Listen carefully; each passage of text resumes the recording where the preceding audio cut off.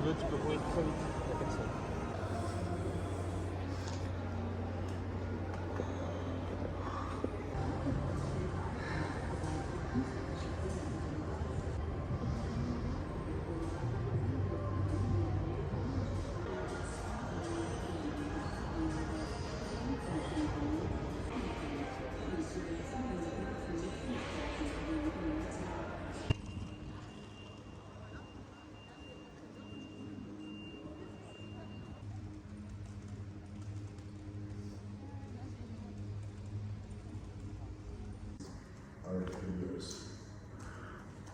And finally add to that the fuels, the source of where the biofuels come from, because we absolutely will never talk about if we had no problem, because sometimes when I was driving with Ferrari, you had a few of those problems. Yeah.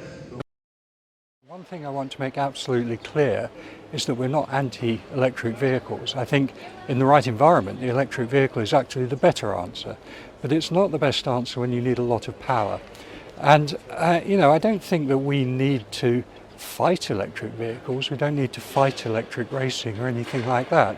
They need to coexist. And it's really the same as electric vehicles. I think electric vehicles are a really important part of our decarbonisation, but the reality is that they're not on the road today in significant numbers yet. They will be in the future. And what I'm talking about today is about decarbonising the nearly 1.5 billion vehicles that have an internal combustion engine today. We can start decarbonising those today and move towards a more sustainable future. Not only incorporating the new technology.